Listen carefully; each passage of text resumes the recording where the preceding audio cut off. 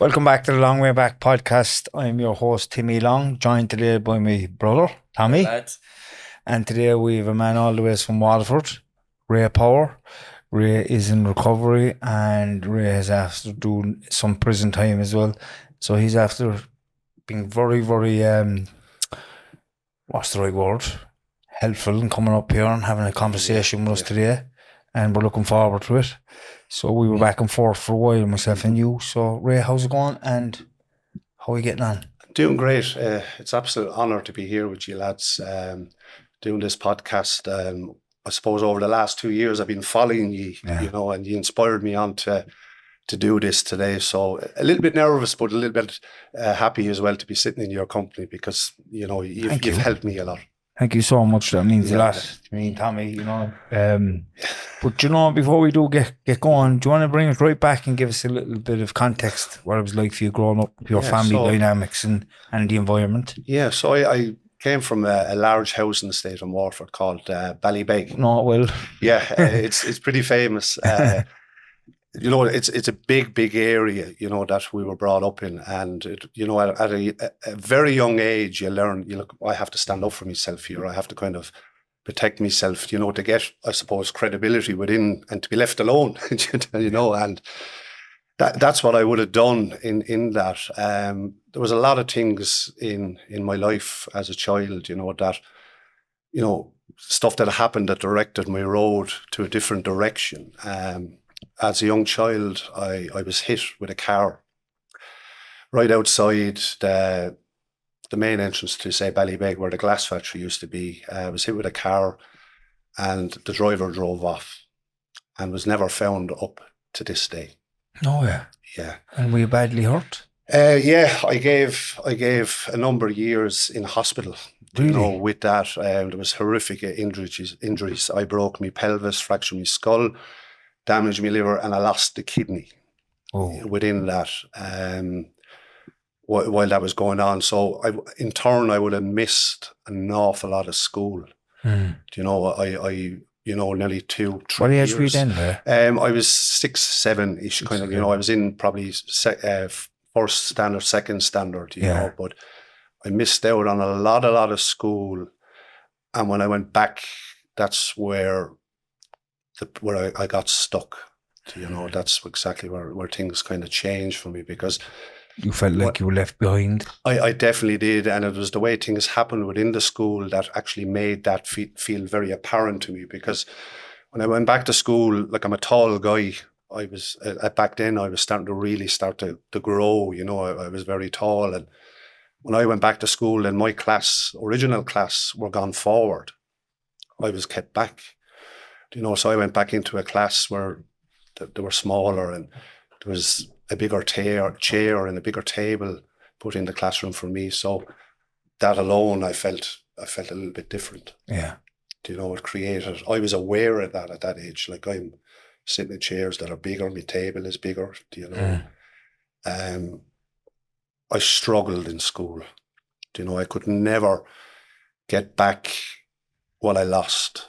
Do you know what I mean? I could never get that back. And that continued through my life, If I look back at any of the injuries that car accident caused me, I have no physical problems today that car accident caused, but it took me education. Yeah.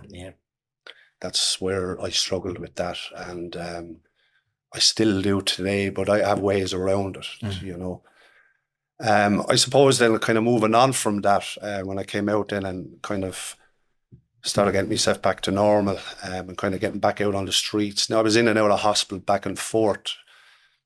I kind of struggled because I felt a little bit different. I was always known as the guy that was in the accident. There was a little bit of bullying around that because I lost a kidney. So, people were doing a lot of that, and you had to kind of stand up for yourself around that, and it created a pattern of, someone do something to me. If I do something, that'll go away at a very young age, I suppose then in school, then, because I struggled so much with my education, I became the class clown. Yeah. And I was good at that. I was very, very good at that. And, when it came to certain subjects where I struggled, I deliberately messed up just to get thrown out into the corridor or to get brought out, you know, to be taken away from that. And that would have went on all the way through primary school, you know, with that. It was a struggle.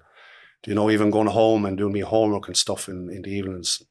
But my father would have been a very strict parent as regards education. That brought its own set of problems as well, you know, that I was trying to meet up with that, you know.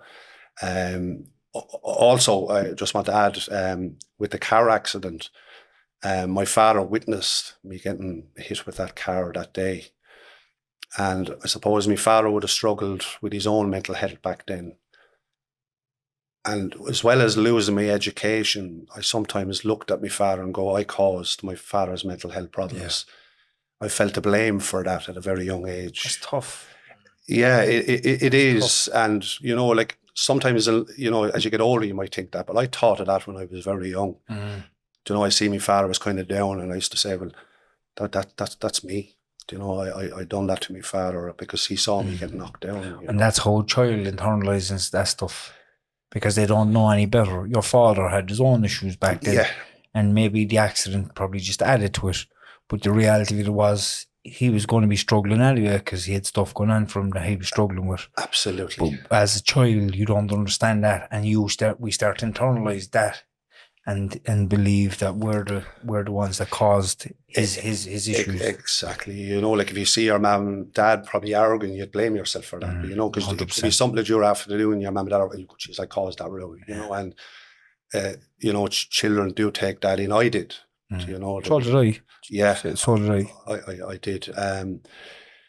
But I suppose like moving on from that, then, you know, I remember coming to the stage where I was moving on into secondary school, and I dreaded that because I knew like this was going to be a step up from everything, and everything that you were doing is going to be difficult, you know. So I remember going in and sitting the entrance exam, and I opened up the paper, and it was like, mother of God, what am I going to do here? Yeah. Like, I remember. I have a very good memory. I can remember way back, you know, and I can remember me now. I can visualize myself sitting there looking at it going, my God, that's mind-blowing stuff. So I did what I could. I think the best thing I did on that paper was write my name and me address, maybe. You know, you know, exactly. Yeah, you're just telling my story about school. Yeah. Mad. Yeah. You know? I suppose if they marked me on my name, I would have got full points.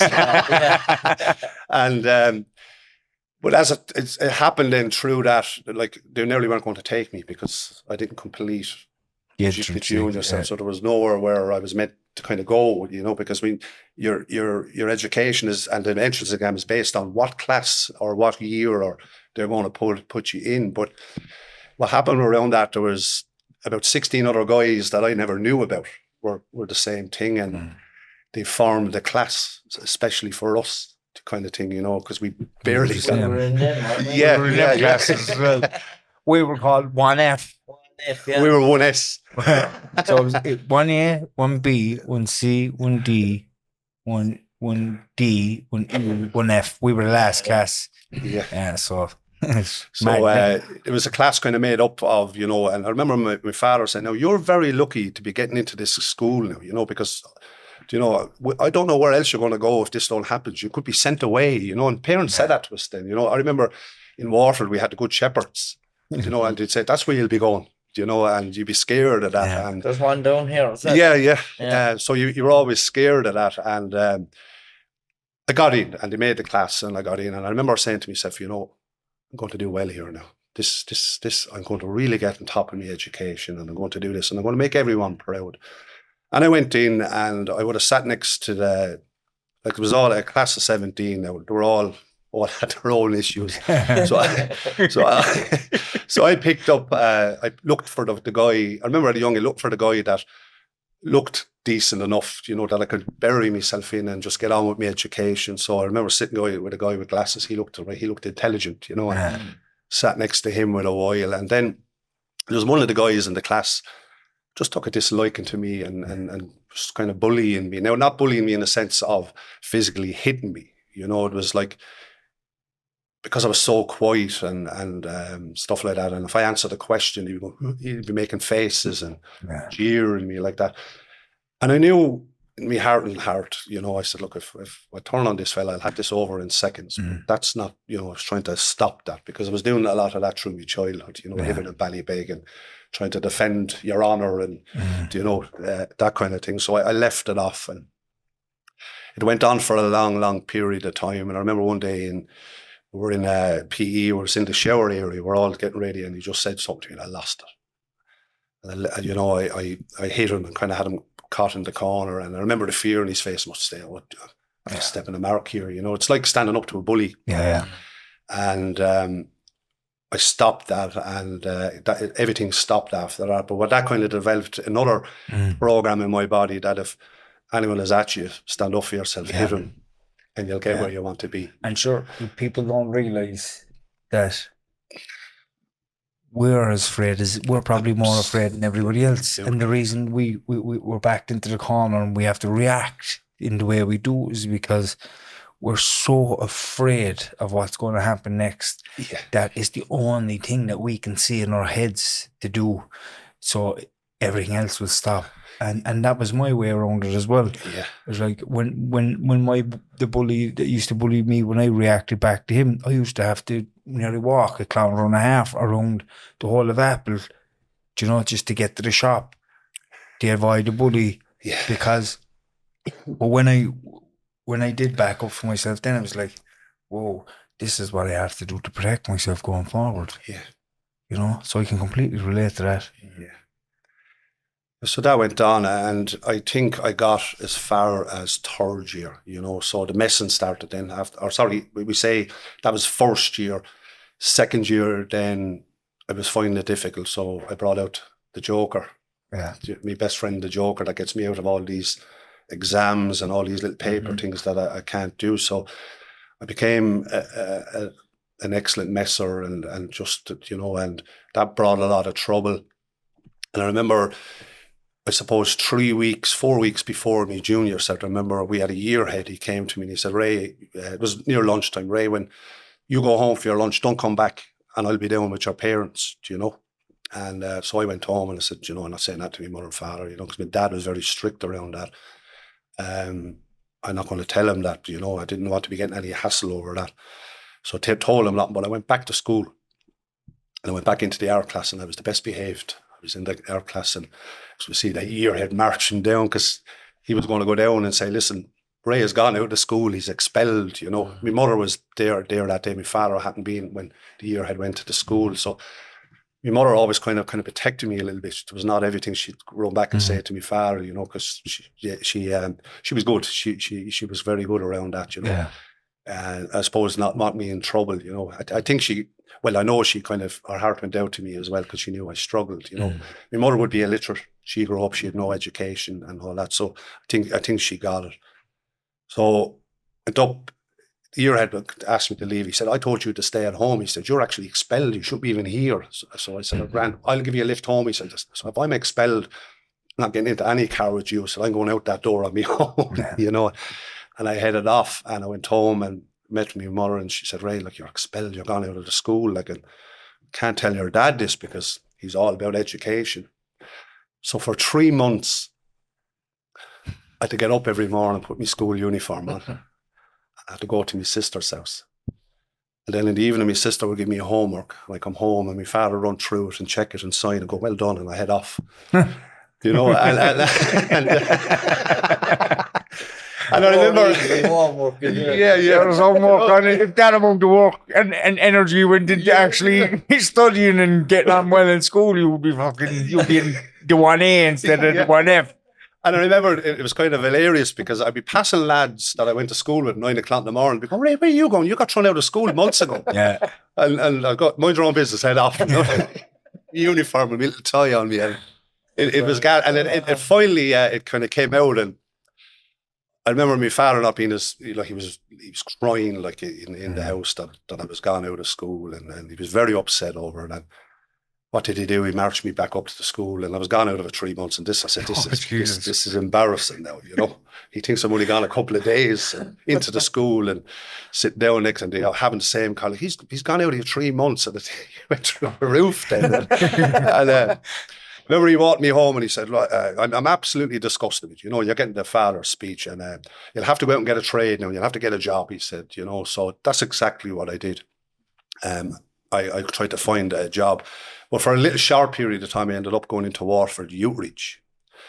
And that was heavy as well, because when that was in Waterford, you wouldn't get into any shops in around the town if you were a class being within the Waterford Outreach. So wherever you would go, you were kind of, get out, you know, even though you'd be literally buying stuff and you wouldn't be messing, but because you're associated with that back, you know, the 70s and 80s were hard times, you know, so you'd be rushed out of that. And I remember walking past this kitchen manufacturer place one day, and I seen it was all busy, and I looked in and go, geez, I'd like to get that. I think it was a Friday. I went in and I said, "Can I speak to the boss man, please?" I was only 14 at this stage, 15, you know. And I said, "I'm looking for a job, any chance of a job?" He said, "Yeah, no problem." He said, "We are taking on." He said, "You start Monday morning." And then I was going, today's Friday, so I'm working Monday. Damn. Went in Monday anyway, and I started an amazing career in that place. And I was qualified as a wood finisher at 21 years of age. Oh, yeah. Yeah. And I was very, very, very good at it.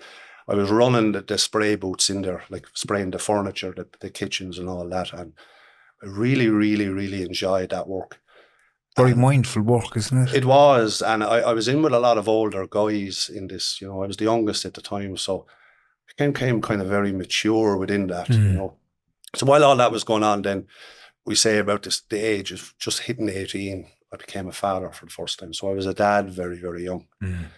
And I had to put an old head on my shoulders then, you know. And I remember, like, I was on back then you're on an apprenticeship wage, and you're trying to, you know, and I knew I had to go out and make a life and get my own little apartment and stuff like that. So that was the journey into fatherhood. And grow up fast. Yeah, I did. But through all of that, I was never came to the attention of the Gardaí, you know. I was a very good father, and a couple of years then we move on from that. Then I ended up having 2 more kids after that. So I had 3 at the time. And still, I was a very good father, provided well, you know, worked hard. Money wasn't always top class, but we got by, you know, and we did our thing. And then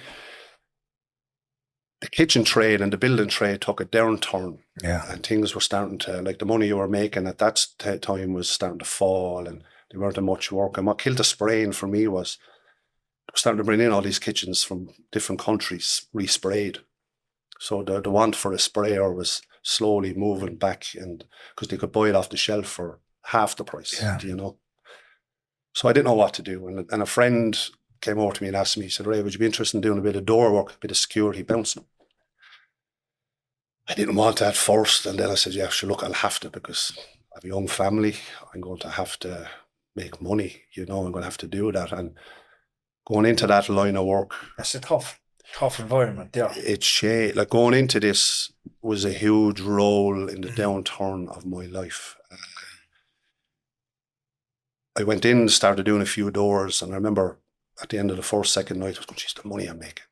You know, it was huge money back then. And I went into that and thrown myself into it. And I always remember saying to myself, I'm going into these doors, and I'm not going to be that stereotypical type doorman that is going to be out like this, chest out and covered in tattoos.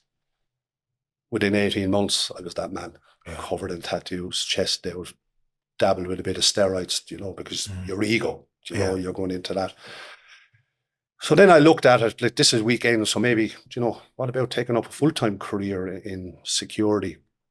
So I done that as well. This was another huge factor. What age were you about this time? I was going into my 30s, we say, around that time. 3 kids. At the time. And then my partner at the time, then we became pregnant again, and we were blessed with twin daughters. That was a very it was an amazing thing for us to have twin daughters, but it was around the time where my mental health then was starting to deteriorate. Okay. And it became very difficult, you know. I took up, we say, a day job, then doing security. And then I was doing the security in nights, so the twins were born, and, throughout their young life, I was gone out of the house an awful lot because I was going from one job to the other job. So I do security during the day in a retail outlet in Waterford for 12 hours. I rush home, put on a new uniform, have a shower, stuff food into my mouth, and go out and stand on the door until 2:30, 3 o'clock in the morning. And I'd done that for years. And it was just burnout. It was... It's a lot, Yeah, I was burning myself out. But what was happening is that in my head, I'm making more money now than I ever did. I have 5 children at home that need to be looked after. And I'm bringing more money home than I ever did. But what happened there was I wasn't at home. And the relationship started to deteriorate. It affected our relationship with the mother of my children. Because I nearly created an emptiness that where I wasn't there anymore, And I remember my ex-partner saying to me at the time, it's like you're dead, but you're still walking around. I've turned into a different person. I became a different man. I went out onto the doors, and I was very, very good at it. I was very, very good at security. And what kind of doorman were you? Were you a talker, or were you? When I first started off, I was a talker. Yeah. I was able to talk a situation. I was very clever and crafty about it, and I done that. But when times had to get tough, I was well able to get tough. And I did a very professional job for a while. So then, like my relationship with the mother of my children collapsed, and it was something we could never repair, unfortunately. And but out of that, I got 5 amazing, beautiful children. And that's difficult. It's that's tough, man. Yeah. Jesus Christ, I've had my difficulties in relationships as well, and to this day I still don't know why Nicole didn't give up on me when she did. I truly don't. I don't. But we're after been through so fucking much in the last 12 years since my recovery in prison, and coming home from prison, and trying to be a father and a husband, and just another human being with responsibilities. It was really difficult, and it challenged our relationship massively. And relationships are tough. Yeah. They are they're not fucking easy, and especially when you have 5 children as well to look after. Yeah. And I have a lot of friends as well, and they would have been doormen. And from what I've seen, the doormen in Cork, a lot of them, there's a lot of drugs involved in the door work. There's a lot of fucking about with women and all this other shit too. And I actually don't know how a fella could fucking cope. Especially if he had 5 children as well and working 2 jobs. That's a lot of shit. Because I can understand now why you were burnt out. Yeah.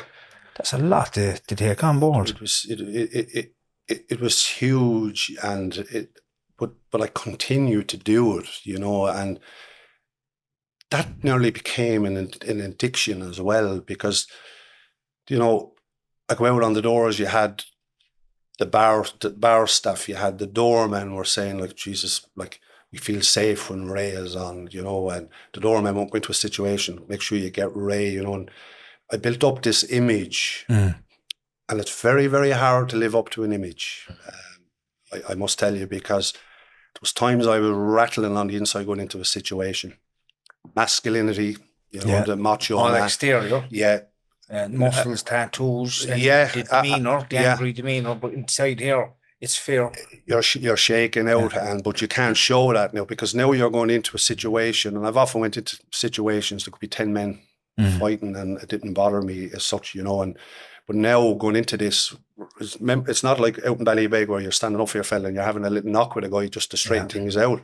And going into this, and I have to come out of that looking very, very brilliant, and because I have an audience now. Do you know what I mean? I have an audience here, and I have an image to keep up to, and I need to maintain that.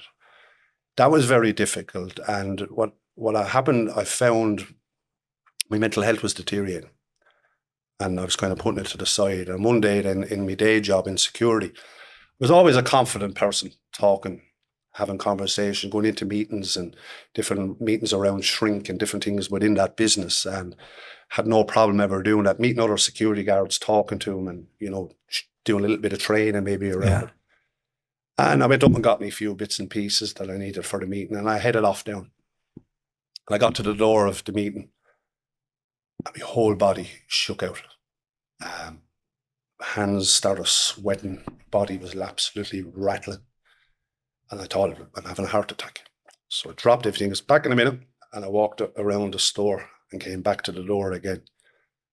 Couldn't calm it down. Went back around a couple of times, and I managed to come back. I said, they're waiting for me here. I'm going to have to come in and kind of say, give some kind of an excuse. And I came down and I said, look, my stomach, I don't feel too well. I'm going home. I said, carry on without me. And I shut off before they stopped and actually talked to me, because I was going to start crying. Panic attack. Panic attack. Yeah. Panic attack. And I didn't know what a panic attack was. I genuinely didn't. And I shook out. And I remember going to the doctor, and I was diagnosed myself as a heart attack. And he said, no, it was a panic attack. That was very hard to kind of give into, and say, yeah, that's what I have. And I kind of wouldn't do that. And, lads, that panic attack that day, it was like someone came on in my life and hit a switch, just hit that switch of destruction and mental health, because that's what it felt like. And it took a huge turn from then on, I started really, the depression started setting in. It just got out of hand in a very short amount of time. I ended up drinking, I ended up and hearing kind of voices in my head, and the brain just taking over the body. The brain just went bananas. And I ended up found myself now getting arrested and,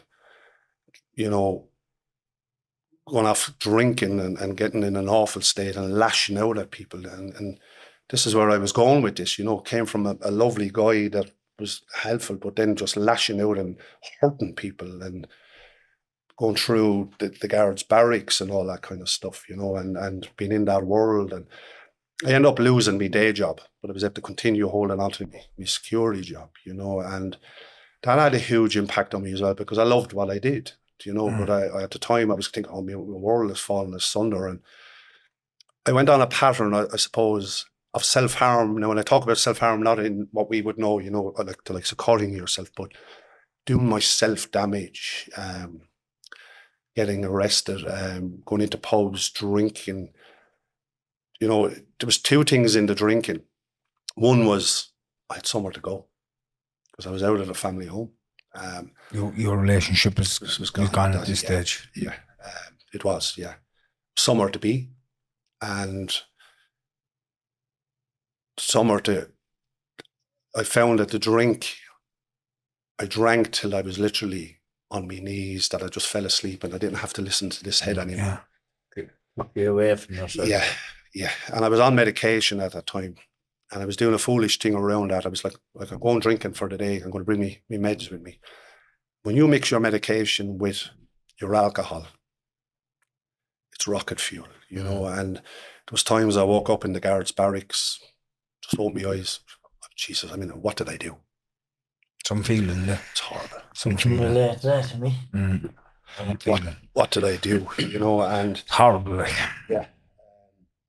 That got out of hand, and I kind of went down from there one day. And I remember one day I came out of a pub, out of it, and it was still kind of sunny that day. And I remember looking over and I saw a family in a garden, a father, mother and children playing. And I looked over and I stopped.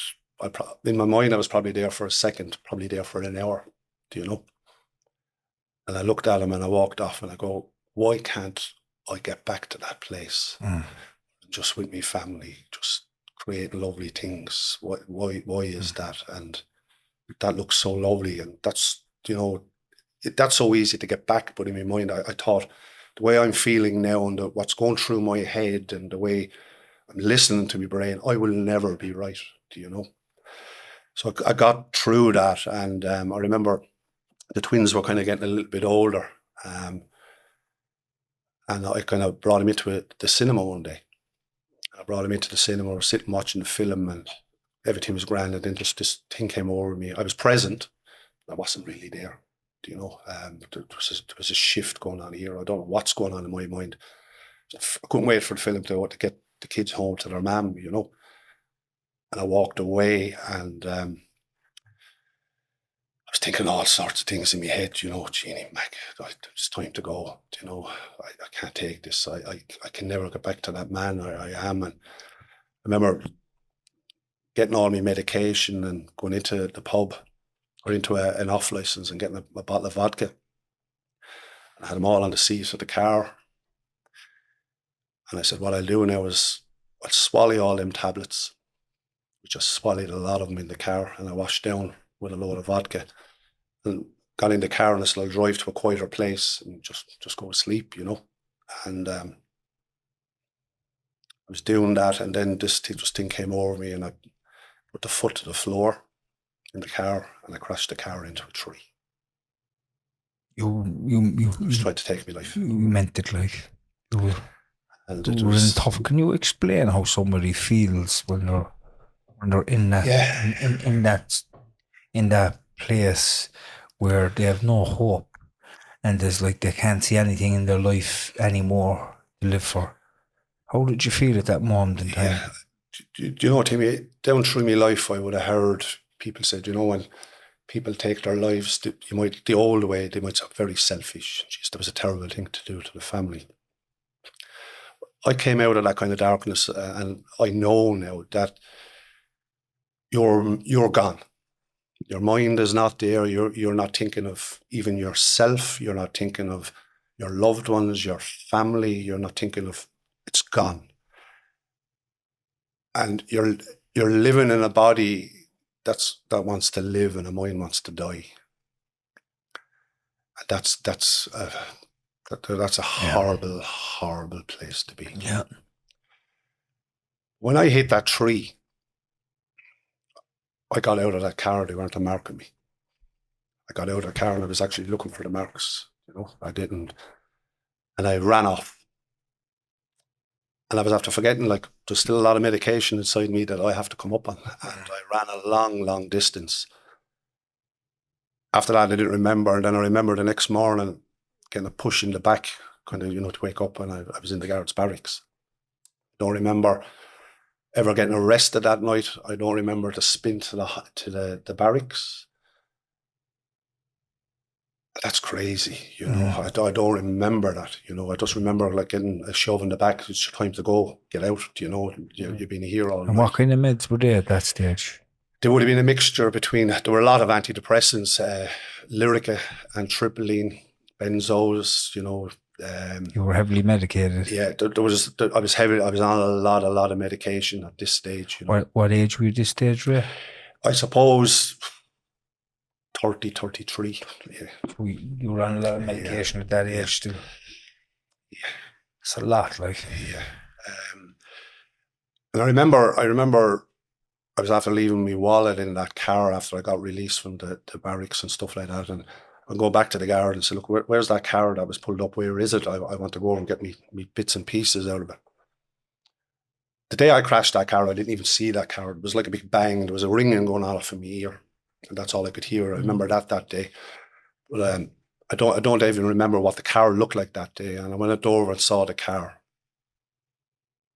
The car literally molded around me.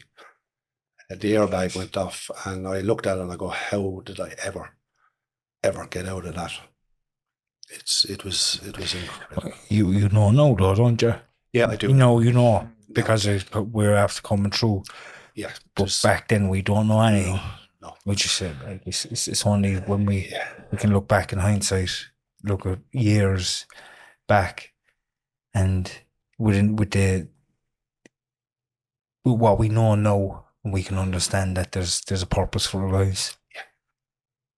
Yeah. Something I always had was my faith. Even when I go through this, there was times I prayed, and there's times I got down on my knees and begged, for this to But everything is time. It just took a little bit longer to answer my prayers, You know.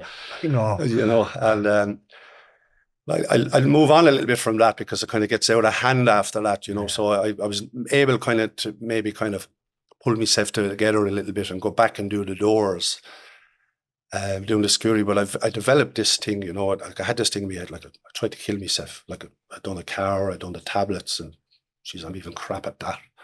So I went back into the doors then, and that doorman that used to have that nice, I'll talk a fella down. I went in there and I said, right, you know what? I'm going to be an absolute animal here. And the worst thing can happen if someone beats me up and kills me, or, that's not a bad thing. Yeah. And I went into that and had that attitude. I became a fighter, a brawler. If I went down to the car after a night on the door and there was 3 men waiting for us, the lads are going to get it. I welcomed that, that's what I wanted, because I wanted them to hurt me. I was hoping they'd pull out a gun and just end it, like. Just end it, That went on for a while. I ended up then trying to take my life again, and I ended up in a psychiatric ward for 3 months. It's tough. Go on. How does it sound? How does it feel? It's difficult looking back when you come out of it, but you be thankful you came out of it, and you start to appreciate life an awful lot better, when you can look back at that and say, I'm out of that, The psychiatric ward was heavy. There's 3 months I was in that, and the medication went up again then. And then I had this brain, when I came out of there, I had this brainwave in my head that if I take more tablets, I'll feel a lot better. So that's where the addiction started. And when you go into addiction, I learned that you can become the best lawyer in the world. And you can nearly convince people, Convince yourself too. Like my drug dealer wasn't the average person on the street or the flashy guy with the big car. Mine was my doctor, and by taking them extra tablets, I developed an addiction around my own antidepressants. And I just want to make it very clear, I don't want to scare anyone that are taking any form of antidepressant, because, there's science behind them, they work. My story is I abused that. Yeah, I abused the good work that the doctors were trying to do, so I just want to make clear of that. Thank you. So, I'd go back into the chemist, say the prescription I just got there, I left it on the roof of the car and I drove off, and they fell off, and I don't know what I'm going to do for the week. And, and become a great actor. You get an Oscar for what I used to get, just to get another bag. I said, geez, I'll be able to take these, Just to go out on the door and I'd be like a chemist. I'd be rattling, only for the music was playing, I'd be rattling, because I'd have all me D5s or me whatever I'd have, and I'd be popping them all night, and what I found with them as well, when you take a lot of them, it actually turns your body into anger. And within the door world, then I was able to hide, because if Ray is over losing his temper with someone and fighting 5 lads, he's doing his job. But they don't look at that as, go, he's gone nuts, I know. So I was able to hide within the door world. It was able to hide that thing, and I'd be the toughest man on the door, and yet when I get in the car and go home in the evening, I was bawling, crying. No one knew about that, and I was inside. I was a mess, Falling apart. Yeah, and still trying to maintain an image. So then, my partner would have met up with someone, and then all my voices in my head and all the wrong things was telling me wrong things, and I assaulted that poor guy. Yeah, I assaulted him, and if I look back at that now, I look in my body and I say, why did I do that? Why did I listen to the voices in my head? And it comes back to, and you have to be honest, I've took an honest approach in everything that I did. Did the doctor have you on certain medication for that? Were you ever diagnosed with any schizophrenia? There was talks of bipolar. Like, I suppose, look, through mental health, it's very hard nearly to get a diagnosis. It is, because there can be so many different things going on at one time. There were with the bipolar was the thing. I don't know too much about bipolar, but I suppose my biggest problem was listening to the head, and if that came up with an idea, Yeah. Do you know, It's that's compulsive, like you that's were that's going. that's the truth. What Yeah. your brain is telling me. You listen to your head. Yeah. I was like that too.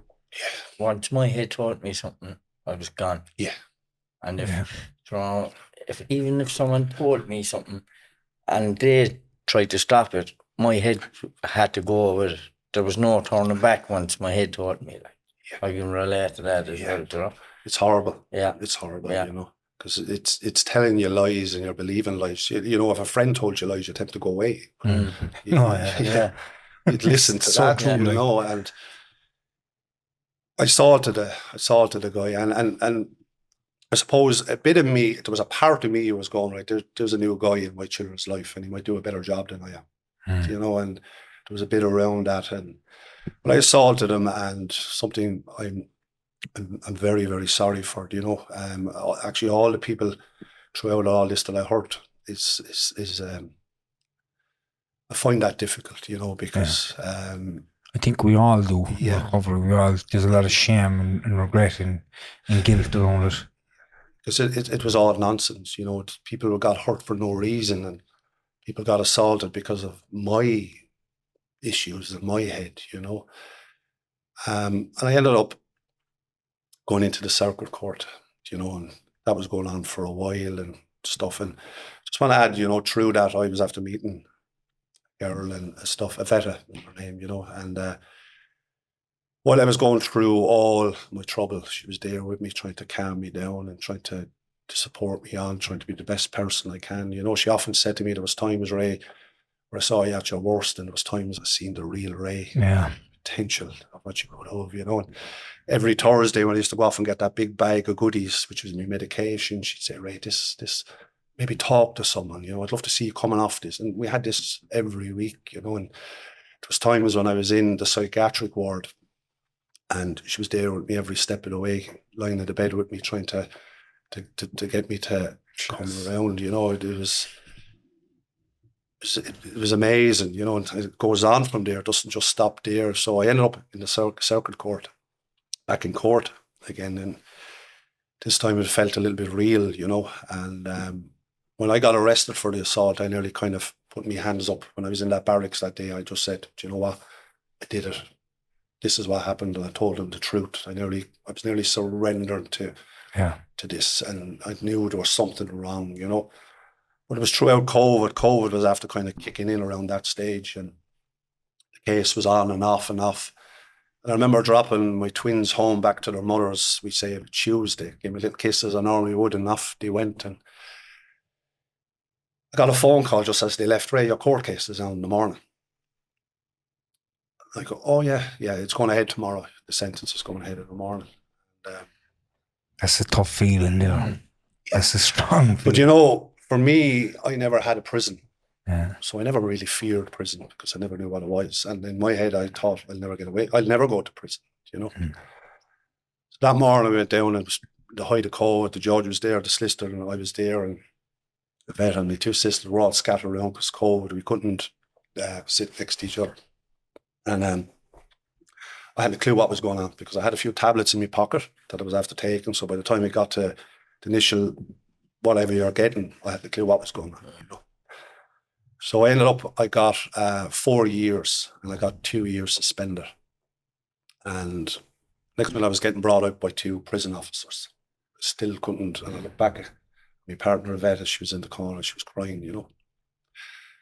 Brought out the back, handcuffed, put into a smallest little prison van you ever see. And at that time I was huge, you know, and got into the back of that and brought immediately then to... But when you say huge, you know, what weight were you? I was 19 stone. 19 stone. Big man. Huge. I was huge, you know, and... Was that swollen from all the tablets, you think? It was. Like people used to say to me, like when I was on the doors, you're steroid junkie, you're freak. It was actually... I gave that image. That's how big I was. You know, I was bloated from medication. The medication. Went into Cork prison, got processed, handed your bag, all that kind of stuff, and brought up to a cell. And I was in there for 14 days quarantine. When I got to the cell, there was a guy already in there. He came in, say, 10 minutes before me, so we were doubled up. brought into the cell, and you know that cliche, when that cell door closes, you know you're in prison. That I Yeah. can tell you that's a reality, because it's an awful sound, you know. And I was in there and talking to this guy and couldn't believe it. And it was getting later on the night, and I hit the buzzer. Where's my medication? Because I knew once I took that medication, I'm out for the night. I'm fast asleep, and there's no one going to wake me up, and I can escape this for a little while. The prison officer said, look, he said, there's not a doctor here till tomorrow. You won't get medication until the morning. That was my first night in 10, 11, maybe years that I was going to experience my first night without ever taking any medication. Didn't sleep, didn't do anything, didn't get up, just crawled out of the bed the next morning. The guy I was doubled up, slept safe and sound. And I was in bits. Faced with the reality, literally, of the first morning, right, you're in prison. You're away from your children now. You're away from your partner. I'm struggling on the inside, do you know, because now I'm not after having my medication tonight. And there was a rage building up. And then the brain feeds that then, and it was telling me, you've lost your children, you've lost your partner, you've lost everything. Everything is gone. You know, so I was marching up and down the cell. The guy that I was doubled up with kept saying to me, you're not going to hurt me, are you? And I could only imagine how that looked. You know, I was raging. And I said, no, you're okay. Just stay quiet. I'm dealing with my own issues here. And I kept marching up and down. And I remember looking over at one stage and I seen him kind of writing stuff down. I didn't even want to know what that was. And I just kept. And he walks over to the door and puts a note under the door, and obviously he put a note out saying to the prison officer, get me out of here, this man is going to fucking snap. The door was open and he was taken out. And I felt sorry for that guy that time, you know, if I look back at that. And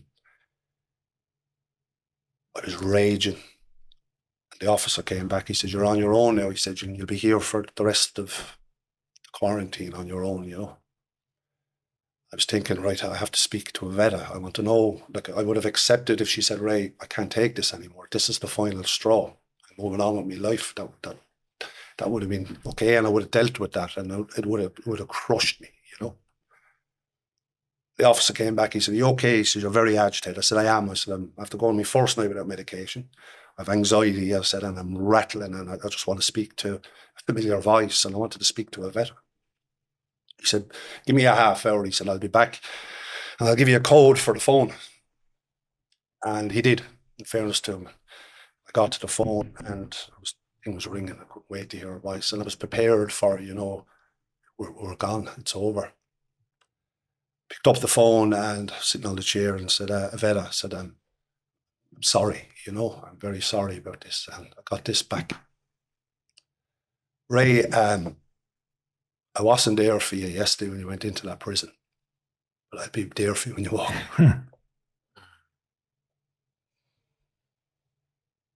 It's powerful. Yeah. Okay. Isn't it a great feeling to know that another human being cares about you that much? Yeah. As I don't care.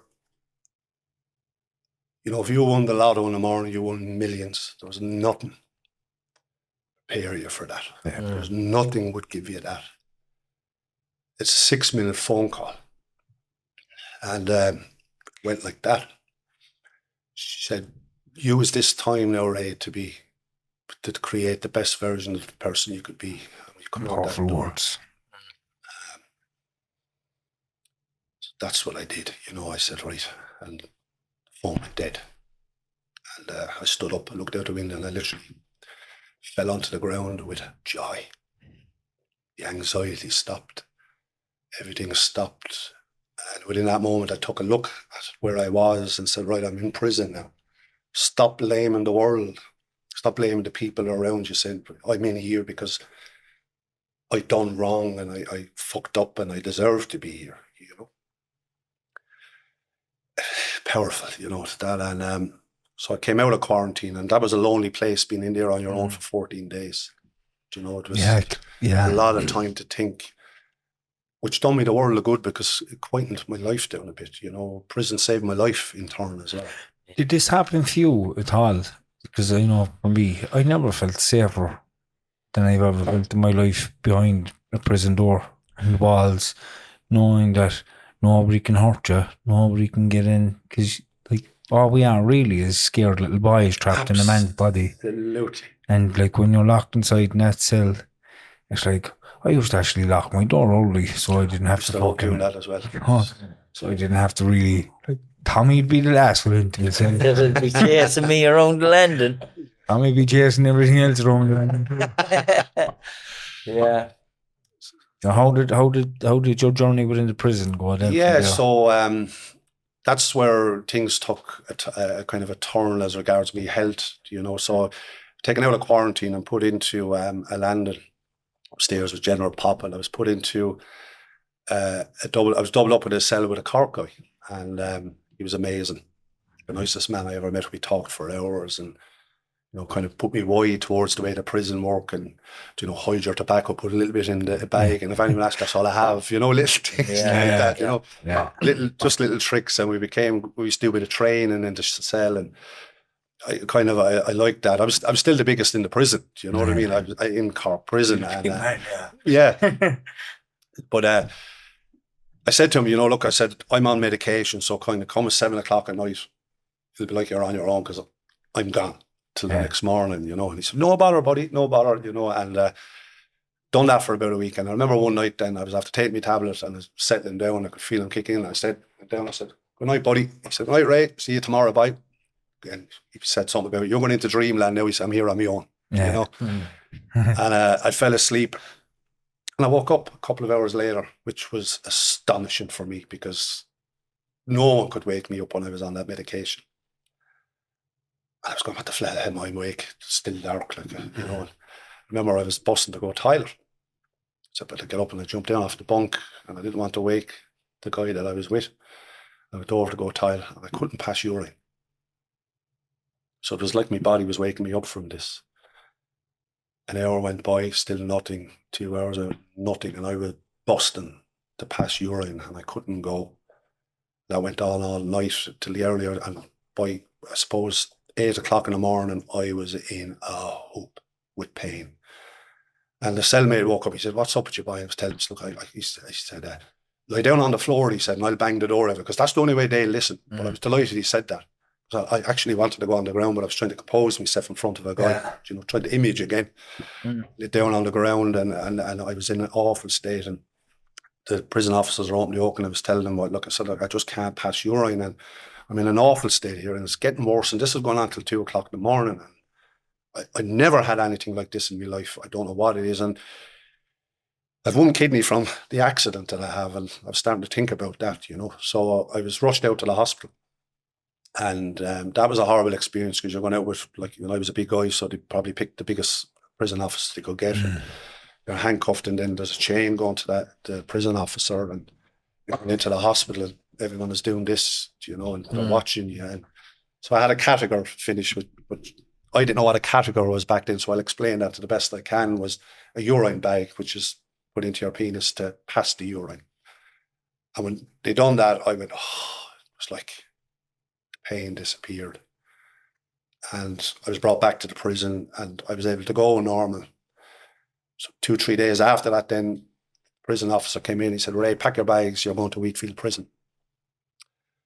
And moving to another prison then, because it's a horrible feeling. It's like you're going back in again. Yeah. I remember my first time that happened to me was dinner time. And they says, here's your dinner, go away with that. Yeah, you wouldn't believe it. Oh, it's scary. Yeah. Especially when you're settled. Yeah. Yeah. So pack your bags, you're going to Wheatfield. And the guy that I was doubled up with, oh boy, that's a bad prison. He kept telling me, oh, Jesus Christ. You know, and up to Wheatfield, and walked in, and I ended up, they put you on the worst landing I'll always remember, called 9G. The place was mental. Even just walking in, I just got this feeling the cells were in bits. It was just horrible. And the first day there, then getting settled in, went off to sleep that night after taking my medication, and the same thing happened again. I couldn't pass urine. By the next morning, I was in the height of pain, back out to the hospital. There was a bit of a change this time. That catheter that I got the first time for an hour just to relieve that, I had that on me then for 3 weeks in the prison, and I remember going back to the prison, and I met an ACO, which is kind of a chief within the prison, and he said to me, "What happened to you? Were you in the hospital?" And I explained, "Look, I have a urine bag on me. I'm on a lot of antidepressants, which are causing retention." And I said, "I've this flipping bag on me." And he said, "Are you doubled up in a cell?" I said, "Yeah." And he said, "What cell? What landing are you?" I said, "9G. Oh, no," he said, "I'm going to give you a bit of dignity and fairness to the prison officer. I have to give it to him. I'm going to give you a bit of dignity around that." He said, "You need a signal cell." He said, "No," he said, he said, "I'll tell you what I'll do." He said, "I'll put you on the committal lentil for tonight, and I'm in the morning at 9 o'clock, and I'll make sure you get a single cell." So I went off to the... That's nice. Humanity. Absolutely. Yeah. Absolutely. That's a nice thing to Yeah, hear.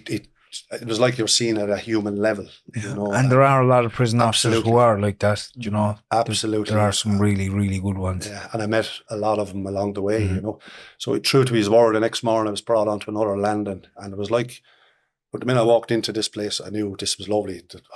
This is lovely, fresh landing, and I think there were 17 or 18 cells in the wheat field, kind of blocks, and every one of them, most of them were lifers, and lads that were a long time in prison, so they were settled within their prison, and all the messing was stopped, and they became very good friends, and lads that really, really helped me along the way. I couldn't believe it. These guys are so nice to me. And doctor was after kind of saying to me, like, after coming back with the catheter bag for 3 weeks, "Look, we're going to have to take you off your tablets because they're causing retention, and you're going to go through withdrawals." And when I was going through withdrawals in that room, these lads were checking on me. I didn't have my clothes brought in at this stage because it all kind of happened fast. I still had kind of prison tracksuits, and I was sweating buckets, like literally climbing the walls within that cell, hallucinating. I remember one day I wasn't kind of talking to one of my daughters, my oldest daughters, when I went into prison, and she was coming in and talking to me. And I remember thinking in my mind, "Geez, I must be dying if they're leaving my daughter into the cell."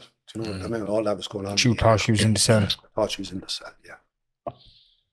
How long did that go on for? 3 months. Jesus. Yeah. 3 months, and I remember... Can I ask you a question? Of course.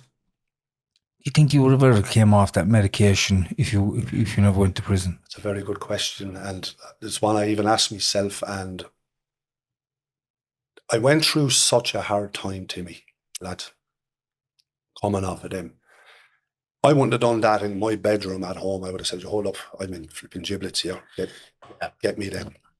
It's torture, isn't it? Yeah.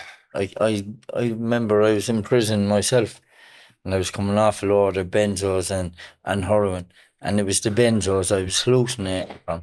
The heroin, you're sick, your bones are aching, you're drunk, It's like... But it's the mental of the benzos that you're hallucinating. I thought I was escaping out of prison. Yeah. I remember waking my brother up one night, my younger brother, and I'm waking him, and he's like, what? I says, "Come out here," I says, "and give me a hand." "What are you doing?" I says, "I escaped there last night. I've a load of drugs here. I can't find them." He says, the other fella was above us, right, laughing. He looked up at him. "Your brother was gone mad, and your man laughing, I'll kill you." And that was scary. But it's like when you're going through that, whatever thought that you are, like you saying you're after escape, that's like you're surrounded with out the outside, like, and that's a lot of it. Like there was a lot of, I suppose there weren't dreams because I wasn't sleeping. Like I could doze off for 30 seconds. Within that 30 seconds, there's a horror story. Yeah. And it's like you're in the scariest cartoon ever. Yeah. I remember going down we had to come out of our landing and go down and get our food, and I remember walking down, and I was yellow in the face. The whites of my eyes were absolutely pure and utter yellow. And I was kind of limping because I had the urine bag on, kind of going down to get me food. looked a wreck. Prison officer that was kind of standing where we get our food said, whoa, whoa, whoa. He said, well, what do you have to take? I said, I have to take it after coming off stuff. I'm in an office there.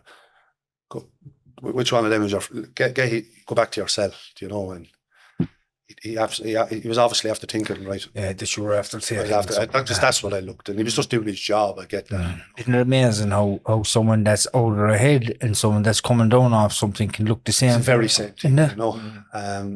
Yeah, and it was horrible, you know. And but then after a while, this is amazing, you know. Like after a while, the sweating stopped. Starting to feel a little bit better, you know. I was going into bed at night and I was falling asleep. And when I wake up, I check the clock on the telly because there's no clocks, but you check the Sky News and just to see how long I slept. How long I slept, because I've often slept 4 minutes and probably felt like it's mad shit. You know, It feels like yeah. And I remember like that was every so often that was changing. I was going 3 o'clock in the morning, which is I'll set for that. I don't like, I could be awake, and then the next week 4, and then I got all the way up to 8. And remember when I got to 8 o'clock in the morning, I slept all that. Wow, you know, because I needed all this stuff to sleep, and it's double jail if you're awake day and night. You know, it's double. And that's it's mostly at night when the hallucination and this comes in. And then because you're not sleeping, your head is giving you shit, and it's like, you know that because you're not sleeping, you're going to be up the whole following day as well, and you're going to be tormented. It's like your brain's doing push-ups. Yes, absolutely. I remember I was like that, and I was after been hallucinating. I'm down the block now in Cork Prison, right? They're all alone. So you've all certain times going out the yard. I comes out to the yard and shouts up to the fella, John, yeah. I said, have you anything left out of that home? What are you on about? But you know, when someone say something to you, then you snap out of it. You hear it out of it. Sorry, boy, take no notice. Oh, damn you. Oh, it was crazy, man. I was coming out onto the yard. I was telling fellas, oh, your man got 2 years. Where is he? Oh, he'll be in next week. Yeah. I had to come out 2 days later and say, never mind me there yesterday, but I was I coming off a load of stuff there. It's tough going. Yeah. But I found, you know, like I'm starting to come around of getting a full night's sleep, and what was very apparent to me, I started feeling normal. You know, I'm in this place, which is a horrible place to be. I am surrounded by good lads on the land, and that, you know, are very, very good to me, you know, and I'm starting to see things an awful lot clearer, you know, and I wasn't kind of getting depressed. And I was going, Jeannie Mac, like I was taking all these medication to feel the way I'm feeling now. Now I'm in the worst place I could possibly be in my life. Obviously, I found peace for where I am. You know, the vet would ring every day.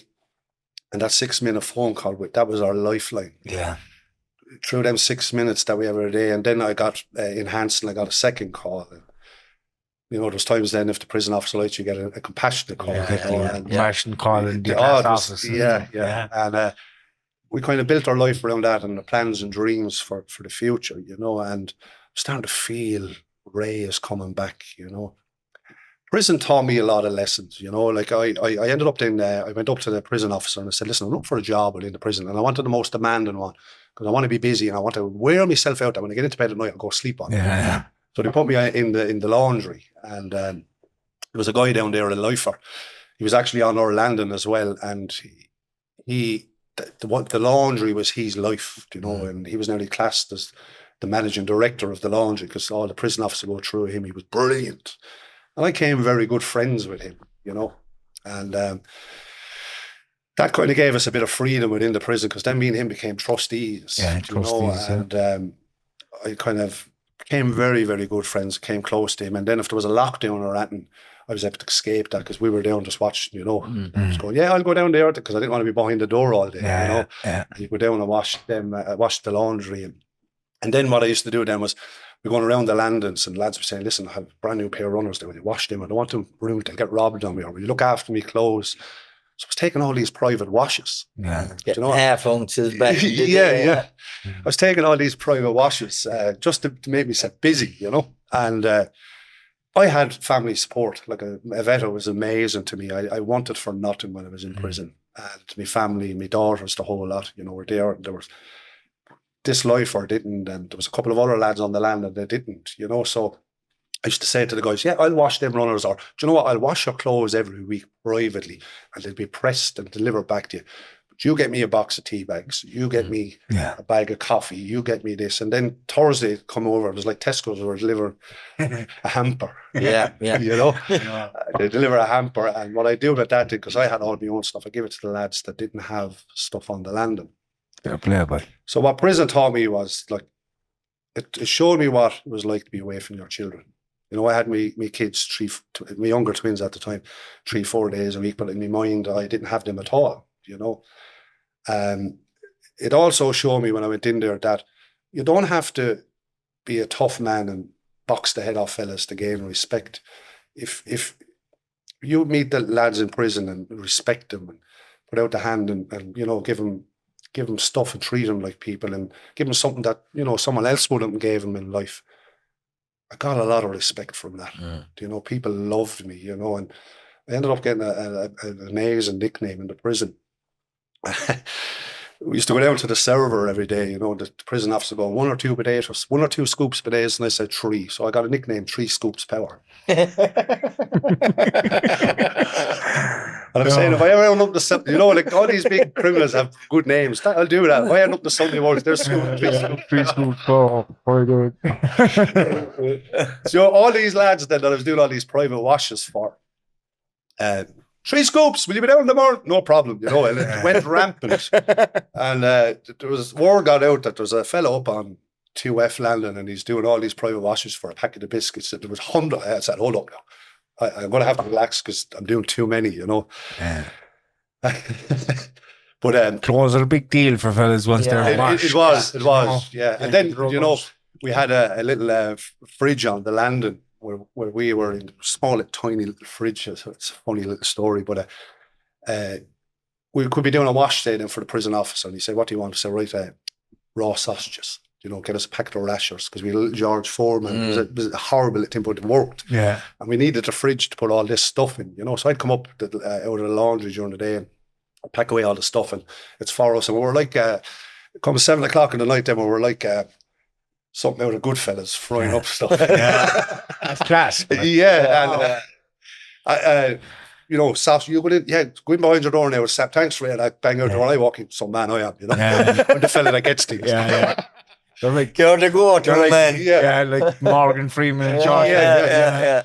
But the fridge broke on the landing, and I came up from the laundry that day, and the lad said, right, we had a big table like this here that we used to play cards, and we had a landing meeting about. So down in the laundry, the same fridge was there, but we had to come up with a way how to get it down, get that out and go with that. And I was the best, and my friend that was the lifer was best because we were 2 trustees. So we went down to the laundry that day and said, right, we're doing our land today. So we went back up. The lads had this all prestige work, you know. It was masterminds. Yeah, they had it all out. And there was a prison officer come up and he'd be writing down how many sheets and duvets you got, you know. So I said to the lads, create a distraction around that when the duvets are in the big trolley. So they lifted the fridge into the trolley, put all the sheets over. Prison officer didn't have it back down. And the plan was I was to go along and saying, well, how are you getting on? Like a distraction, because I was outgoing at the time, you know. Got down to the laundry then and put that one back. And then we had to go back with the sheets and put it on and put the sheets back on, and we got it. We got up to the landing, right? And I went back down to the laundry because I used to go down from 8 in the morning up to 6 in the evening, you know, every single day, 7 days a week. And I knew that was after work. We're after getting it all done. It was pretty, so I went back to the landing and all that. 3 scopes, you're some man. Oh, that's the way I rolled. And I was never in prison before, you know, but we smuggled a fridge in prison. That's Which is a bit of fucking the bond, like the friendship, to build a camaraderie. Yeah, that's you feel like you belong. Yeah, right. Even though you're sitting in prison, maybe for the first time you're really starting to, you know, just like to be a part of something. Yeah, that makes sense. Yeah. Well, I remember when we were working in the Midlands, we were working in the tuck shop, and Tommy used to make breakfast sandwiches and bring them back to the landing. No, he wouldn't get a pack of the biscuits. He'd get something else. I was getting nearly €50 from. Yeah. Okay. Do you know? And I was getting drugged from. Like, yeah. to be swapping them and fuck. You know. But like Tommy was fucking. He was bringing back smoothies, I was up there. ice dolls. I remember Mr. Matt, God rest him. He used to bring us in, for doing the work in the tuck shop. He'd bring us in a feast on the good weather. And I'd always get an extra one, you know what I mean? Bring it back to the landing. I walk onto the landing. Who wants a feast? Biggest bag gets it. They'd be all up nearly scrapping over the feast. But you know, earlier there we ran about officers who were sound. Like this man was the. I mean, no, Legend. I have. Yeah, You will sound. find it very, very hard to meet a more kinder, genuine soul than this guy. He treated us with the utmost respect, you know, and he was so good to us. And unfortunately, he's not with us anymore. He died there last year, and I actually got quite emotional. And I cried for that man when I found out he died, because he was so good to us. He, not just me and him, but our other brothers. You know, like it is what it is. It's, you know, you don't know, and you don't know what's going on for people. Like, no, when you're in these places like that, you actually don't forget who was good to you. Yeah. You know, and I had many prisoner that was good to me. You know, and prison officers. You know, like I because I was working in the laundry and I kept my head down and I was working night and day. You know, through COVID, there was visits like 15-minute visits and all that kind of stuff, and it was a long way for a veteran to be coming up, but she done it. Like, she came up for those 15-minute visits every time, you know. And, you know, the prison officer saw me then as, you know, there's a fellow always working, keeps his head down, and they might come over and say, look, right, an extra 15 minutes there for you. You know? nice one. Do you know, if I want the enhanced visits are much better too, aren't they? There's a we bit didn't of get them contact because it was the COVID. Everything was behind screens, but like a 15-minute visit was heaven for me anyway, you know. And to get it extended, and, you know, the prison officer acknowledged it, look, or he could be walking through the visit and said, Ray's, that guy is down the laundry every day of the week. He's a good guy. Give him an extra few minutes. Nice one, yeah. And you don't forget those things, you know, because that's what you want, you know. And but I'll move on then, I suppose, through the prison sentence. Like, I thought every single day throughout my prison sentence, I couldn't wait to go home. And even though I was up there and I was with the guys and I felt I fitted in and they were treating me with the world of respect, my heart was at home with a vet and my children. And I learned in prison too as well that all the people that I pushed away on the outside were all the people that were there when I was in prison. They were sending me in money, they were sending me in letters to be the best version that you could possibly be. Do you know what I mean? And you know, and that became very apparent to you know. I wasn't getting letters from friends that were telling me stupid stuff, or family were telling me stupid stuff. The people that I loved most of any, and the people that I kind of hurt when I was going through all my madness, were the ones who were there for me, and that stood out abundantly to me, and I was able to appreciate that, you know.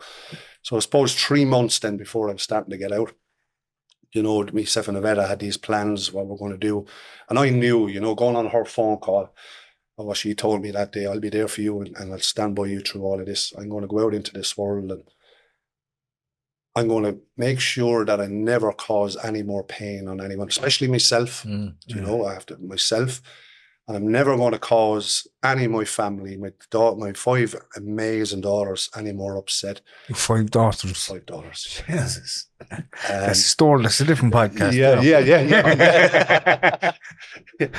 I'm never going to cause them any more hurt and pain. I'm going to bring laughter, and I'm going to bring tears, and or, you know, laughter with happy tears, you know, rather than sad ones. And I had this vision in my mind, you know, that I go camping with them and I do all these things, you know, and I'd done that, you know. I said, right, I'm going to do that, you know. I'm going to start doing all that kind of stuff when I get out, planning stuff in my head. So now my brain was not feeding horrible thoughts. I was feeding positive stuff and things I'm going to do when I get out on the outside, you know. And I'm going to climb this mountain, because I always used to like mountain hiking.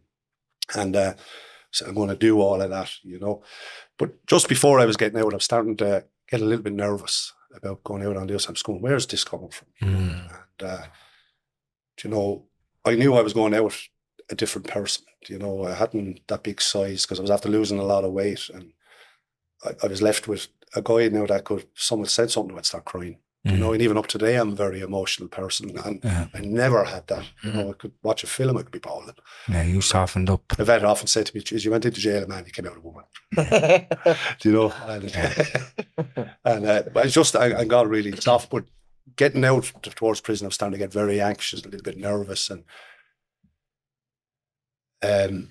the guy that I was a friends with, the lifer, throughout my whole sentence, about 3 days before I left the prison, he was in his cell, you know, and he used to do a lot of that, where he'd be in his cell, especially on different things, his birthday, his mother's birthday. He used to nearly double prison himself. Christmas, he wouldn't come out, you know, he'd sit in there and he'd be dealing with his own issues, you know, and being in there a year and a half, I was able to get a run of his story. I said, right, he's in there because, right, it's Christmas or it's his mother's birthday. That particular time, I couldn't fathom why he was in there, and I went into him, and he was up on the desk like that, and I said, "Hey, buddy, you all right?" "Yeah." "I said, you all right, pal? Come on," I said, "I'll come and get a coffee and make a cup of coffee, and we'll sit down and have a chat." "Fuck off." I said, "Okay, no bother, buddy." I just tapped him on the shoulder, and I went out and I closed the cell door. And then went back and we got banged out, and I was thinking about him for a couple of hours, and I said, surely he's not upset because, you know, I'm getting out, or that's not, no, maybe he's dealing with other stuff. I'll go out from first thing in the morning and have a chat with him and see how he is, you know, because I don't want to leave my this jail, because he was so good to me throughout my whole sentence, you know, and I don't want to leave on a bad note, you know. But the next morning I said, I'll go over, but as it happened, the prison officer opened the door. He said, look, you're going to be banged up till 3 o'clock. Low staff. There's an outbreak of COVID with the staff, and so it could be 3, 4 o'clock. Did you get out? I said, okay. And I wanted to get over to the lifer and have a chat with him. A few minutes later, the door opened, and that officer handed me a letter. He said, that's for you. He said, it's from your mate down there. I said, grand. And I opened the letter. And he said, Ray, he said, I'm in 18 years, he said, and I gained an amazing friend over the 18 months, he said, and it's easier for me to fall out with you than say goodbye. Fuck. Oh, that's... Yeah, that's tough. And There'd be much contact with him today. so I got out that day. I actually went over to him, and I wrapped my arms around him in the cell, you know, and said, don't have that, you know, it's not a goodbye. You know, I said, I won't be around every day, but I'll never forget you. You know, I'll never forget you for helping me throughout my whole sentence. You were there for me. And I was crying in the cell, and when I hugged him, he said that was probably the first hug he got in 18 years. Fuck. And he just said, Ray, look, it's hard. He said, you know, you meet friends, and a guy would have changed his daily routine by having to laugh, sitting in his cell, having a coffee. Yeah. You know, a vet would have even sent him in a few bob as well, like, you know. And when I left him, I was able to get onto his card, and he was able to ring me, and he'd done that for a while, and after a while then that faded out. And I get that, because it happens. Yeah, I get that, because sometimes you go, well, what are you at? Oh, sure, look, I'm just rotting down the beach. That's hard to hear for a lifer, you know. That's I get that, you know, but I still send a few pounds his way when things are good for me. I'd send a few pounds his way at Christmas, and that, you know what, just that story, like, is very important for other men to hear that. You know, to show the emotional side of it, not just from you, but also from him. That's important, like, to show the connection between how it grew so in such a little space of time. You know, a lot of men don't allow themselves to get close with another man in that way. No. And that's powerful. Yeah, it definitely kind of, it moved me as well, and it's still up to today. I think about it. You know, I was telling my daughters this story, and every time I don't tell too much because I want to protect his little story as well. You know, but every time I say it, I get emotional because I get that feeling back. You know, he would have rather not say goodbye. It was easier to fall out and say, see you, buddy, and, you know, thanks for everything. You know, I changed a year and a half of his life, the routine, you know, and yeah, it's difficult, you know. Met some amazing guys in there, the guys that really inspired you on, like guys that would have told you, that would have been in doing heavy sentences saying, "Now get out of here and don't ever come back." You know what I mean? And there was another guy in their life where he said to me, "Ray, what I love about you," he said, in some of these places, he said, you hear some shite talk. He said, you always talk about your partner, Avetta, you talk about your children. He said, that's rare in here. Do you know? That's rare. So he said, I know you won't be back. And you hit a glitch in your life. And I know by you. I seen you today. You walked in here. You're in a state. You're a different person now. And don't ever come back. And remember the day I was leaving, packing up all my stuff and going out the door, and all the lads kind of walked me to the end of the door, and I was going out, and they're all saying, "Buy you 3 scoops," and waving at me. And there was a medic passing. She's like someone leaving Love Island, do you know? And I walked down the landing, and I kind of looked back, and the officer was trying to get the lads in, but they wanted to see me kind of going out in the distance, and that will always stay with me, you know. And how did life transform then when you came out? How things go for you? It's amazing, you know. Like, spent a year and a half in, or then you go down through the process, you sign your few things, you get a form, and you walk out, and then there's another door closed behind you, which is the reverse of that cell door closing. And you're just, is this it? You're nearly looking around, I'm going to be called back in a few minutes. Like, this is not real. Like, you know, I got 3 days off. I'd done the full 18 months, you know. And what was amazing, I'll never forget it, like, we were in throughout COVID. So we spent an awful lot of times indoors. And even when you go out to the yard, there's a big net over it. You never got that felt. Even when you walked out the yard, you never got that sense of fresh air, you know, or that breeze or kind of thing, you know. And I walked out that door that day, and 2 legs froze. You know, I was trying to walk away from the place, but I wasn't after moving that much, you know. It froze, and everything was like an X-ray, you know, Blu-ray. I was looking at cars, and the sounds of the cars was kind of, geez, it was getting heavy, you know. And I walked up to the end of the car park. It was kind of a long car park in the Wheatfield prison, and up at the top was Avetta. You know, it's like something you see in a film, you know, the wife waiting outside, and she was up at the top of the gate, and I ran to her and I wrapped my hands around her, and I'll never forget what that was like. It was heaven.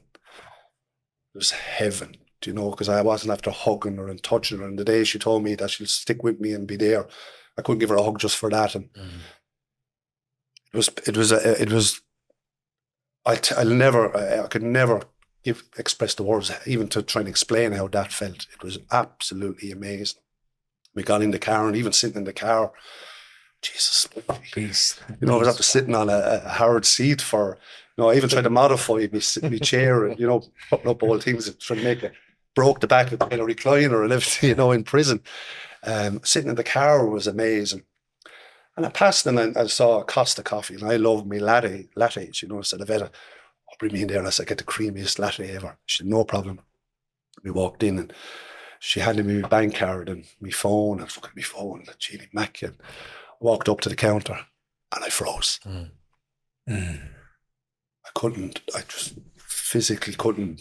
And Avetta knows me, you know, like there was times when I would have got a panic attack, and she jumped in, and she knew, you know. I couldn't explain. I just froze. I couldn't even say, could I have a latte? And she took over and done it. Came back, said, "You all right?" I said, "Yeah, it's just overwhelming," you know. That stayed with me for a little while, you know. There was times when I came home, I'd hop into bed and fall asleep, and I wake up and I still think I'm in that cell, you know. That happened for about 3 months. I was trying to process coming out of prison. Or if I woke up during the night and it was dark, I'd have to blink and say, am I at home, or you know, or am I still in Wheatfield? You know? Then you see the water, you go, oh, gee, thank God, that was an awful feeling. How did it feel to go home back into the Waterford after being away for so long? That was very emotional, you know, coming across the bridge in Waterford. And, you know, I left my twin daughters 10 years of age, and I won't have to see them through, all my children through the sentence, because visits and everything like that. And to see them was amazing. And I remember being at home, and the twins were coming over, because you know, we wanted to be careful with them to, you know, explain to them, look, Daddy's home now, you know. So their mum dealt with that in the best way she could, you know, to break it to him softly, you know. So I was at home, we say a day before I met them.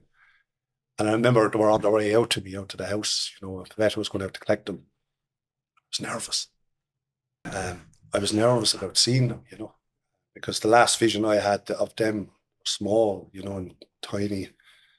When they walked into the house, they were nearly kind of grown women, like a year and a half. And It's a long time, isn't it? 18 months, the difference in 18 months. blew me away. And I rebuilt myself. I definitely came out of prison the authentic version of Ray Power, the better version, and Completely clean. completely Yeah. a different aspect of life, and the future was bright. I knew all the madness is gone, and I'll work on my mental health, and I'll talk about my mental health. And I had a story, and I felt like I want to share this. I'm not going to just keep this to the side, because I want to help people as much as I can with this, to tell them, look, I've been through some dark times in my life, depression, mental illness at an alarming rate, prison, and you can come out of all of that and you can do a full circle and turn your life around. It doesn't matter, you know, it is possible, and you can do it, but you have to do it now with a different outlook. You have to take an honest look at the role you're playing in your own suffering, and, you know, be accountable for that and say, right, I'm not going to do that anymore, and I'm going to move on, do everything with love and care, and treat people with respect, you know. And that's where I was at. And I had all this knowledge about mental health, and I wanted to share that as much as I can. And a beautiful thing happened. I was contacted by a lady in Waterford City, Vivian Burns. She won't mind me mentioning her name, because she's doing amazing work in Waterford with the homeless. She kind of have like what we call a soup kitchen, and she helps the homeless in there. But she had this vision, like there was no face-to-face out of hour service for people that were struggling with mental health, because in the bridge in Waterford, the quays in Waterford, the suicide rate is very high. So she had this idea that she'd set up a base where people could come in and talk. We'd have a patrol then on the quays up and down from 10 p.m. of a Friday night till 2 a.m. in the morning, which is the kind of the danger time, you know. And she set up an amazing organisation called Reassure. And she reached out to me and said, Ray, would I be interested in joining? And that was huge, lads, because, you know, I've often heard you talking on podcasts saying, you know, when you go through all that and you come out of prison, and if someone reaches out to you and asks you to do a job, or ask you, you know, that believes in you, you're going into that and you're doing the best job you can possibly be. Because you've been given responsibility. Somebody actually believes in you. Someone actually believes in you and giving you a responsibility, and knows that your story as well is going to help people. So I went into that, and I worked my way up. I'm the vice chairperson of that organisation. I do a lot of... Can you say the name again? Reassure. Reassure. And we operate, as I said, at 10 p.m. on Friday night to 2 a.m. Going into the early hours. So every Friday night, we're trying to get it where we can open the base throughout the weekend, where people can just drop in, you know, and have a chat. But that we kind of grow the volunteers, because we get them trained, you know. I was able to get, like a HSE training, you know, assist, safe talk, all that kind of stuff for the members. So now when they come in, they're all trained with that. And I have to give a word of mention too, as well, to the probation service. When I came out as well, that my probation officer, you know, I had her for a couple of years through different things. And when I came out, I was open and acceptable to that. It was another amazing experience. It was so positive. She was very, very supportive to me on that journey, because I was 2 years probation when I came out, and she was able to put me on to like the likes of the HSE training through different things. And now every member that comes through Reassure are trained through the assist, safe talking kind of stuff. That's powerful. You know, so you feel like you're giving back. Yeah. I sit and share my story. You know, sometimes people come in and they might be a little bit down, and I just start off and say, you know, I'm a mental health survivor and all that, and it's like opening a gate. And also when they come in as well, I have 95% of that story. Yeah. I know how they feel. I know Yeah. what's going on, because it's the 100%. same pattern over and over and over again. And to date, we have over 50 people brought home safety because of this organisation that Vivian Burns set up in the streets of Waterford. Jeez, that's powerful. Yeah. That's a lot of. That's Yeah. not just 50 lives saved. It's 50 families. It's 50 families there as well. Not grieving for a loved one. Because absolutely. let's be honest, when a family member dies, not just by suicide, a lot of people are hurt by it, and a lot of people don't actually really come to terms with it and allow themselves to live with it, because it's so difficult to deal with the loss of a family member or a loved one. And Ray, you're an absolute legend of a man, and we were so happy to have you here, Powerful myself story. and Tommy. Thanks very much. Really. And I really enjoyed every moment of your story, and it was a complete roller coaster. Yeah. Up and down and up and down, and I just want to say thank you so much for coming on and sharing it with us. We're very, very grateful, myself and Tommy and Tony. So Tommy, Yeah, powerful. I was locked in yeah, from start to finish. No, I can relate to so much of it. You know, I can be quiet in a podcast when I'm so zoned in, you know, because I want to listen. And yeah, I can relate to so much of it. You know, you brought back a lot of emotions from myself. I got emotional a couple of times, and if anyone see my face changing there a while ago, it was my leg lock. But yeah, powerful. I really enjoyed your podcast. Thank you very so much. again, I thank you so much for coming up and joining us. And listen, thanks to everybody for listening. If anyone is struggling with anything that's we're after talking about tonight, go and find someone that you trust. Go to your doctor. Go to someone that you know will listen to you and you know will be able to help you. And I wish everybody the best, and God bless, and Slán. Myself, Thanks, Timmy, lads. Tommy, Andrea, Thank you the very Long much. Way Back Thanks, Ray.